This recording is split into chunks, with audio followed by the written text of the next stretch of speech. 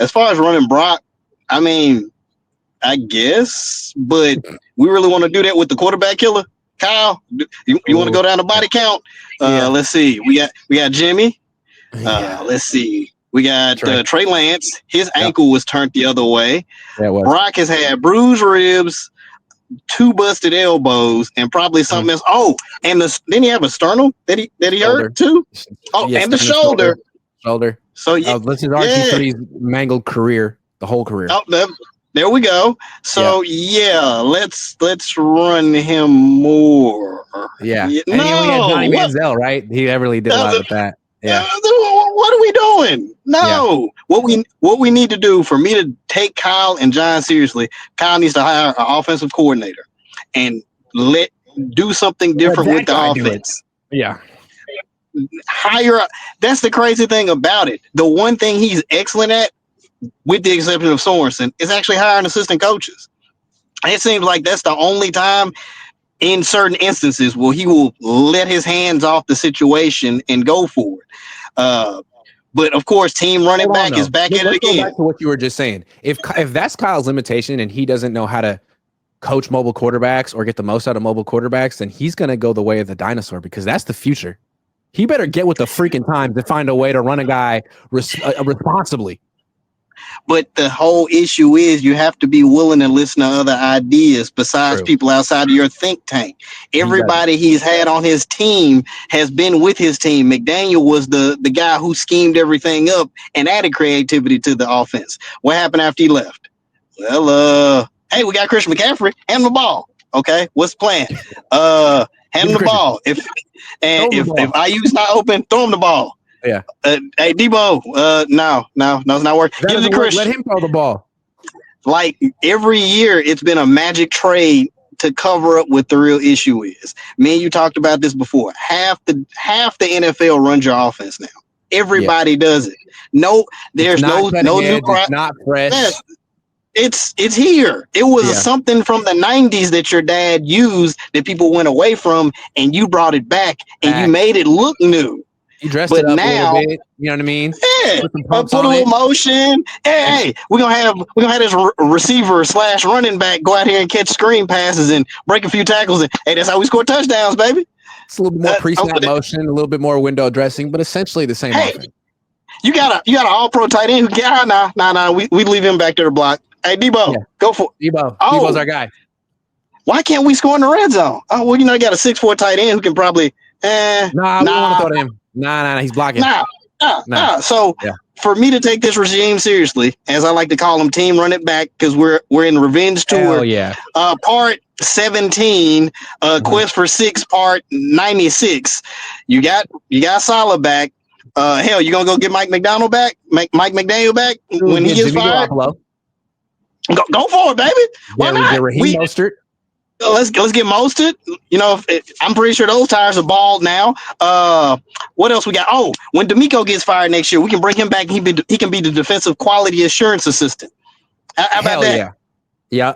But in all seriousness, what I need to see from Kyle this year to take this team seriously, go get somebody else outside of your bubble who doesn't run your offense and have some new ideas in there. You have 3 running backs who are capable of running for 1,000 yards, and we're literally over here talking about, hey, man, maybe we run the quarterback a little bit more. We can no, fix your O-line.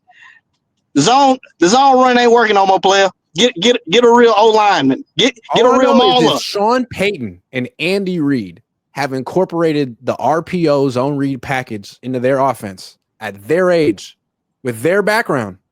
There's nothing holding Kyle back, man. You can do it. You have the capability.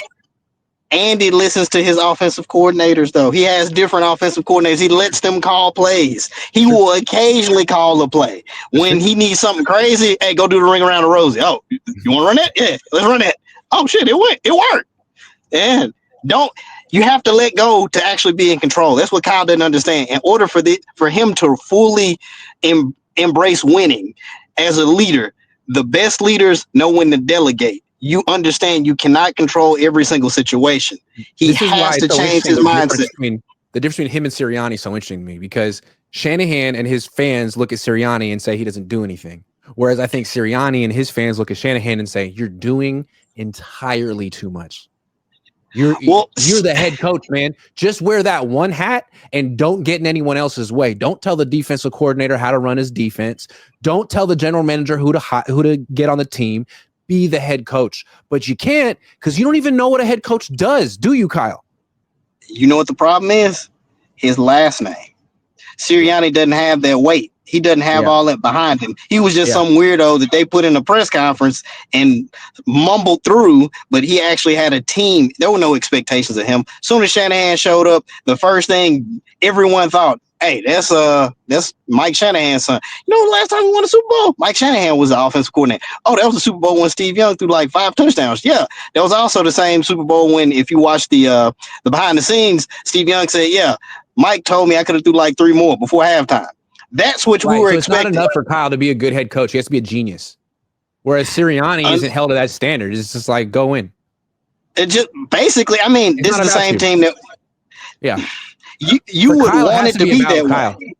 Yeah. Well, it's kind of an unfair assessment because some of it is on him, but some of it is on us as fans. You see Shanahan, you think, what, 3 Super Bowls because he won 2 their way and 1 with us. So he has what you would perceive from his dad, that pedigree. Hey, he knows how to win because his dad was a winner. His dad did this. But unfortunately, Kyle does the exact opposite of his dad. He's unfortunately found ways to lose. Now, as much as I agree with the Chiefs putting people in sleeper holds in Super Bowls, a lot of it was a couple of points in those Super Bowls where we could have won if Kyle would have ran the ball. Grant, if you could get a live feed of me in both Super Bowls, is literally me saying, Kyle, run the fucking ball. Run it. Don't throw. Just run it. Run it. The first time we played him, Tyrann Mathieu literally said, man, we're glad they stopped running because we couldn't stop it. The second Super Bowl, they were the 17th rushing defense. You know what? Let's drop Brock back 9 times straight in the second quarter. Yeah. Third quarter. And third quarter. Yeah. Kyle, what happened? What are you talking about? We ran the ball. I asked him that. Really, bro? What are you talking about? I know. That's what I'm referring to. I know, dude. I know. One day we'll all look back at the Shanahan era as like a weird fever dream, and I can't believe it's lasted this long. But anyway, I got to take more calls, man. I appreciate it, dude. As always. As always, man. God bless. Call.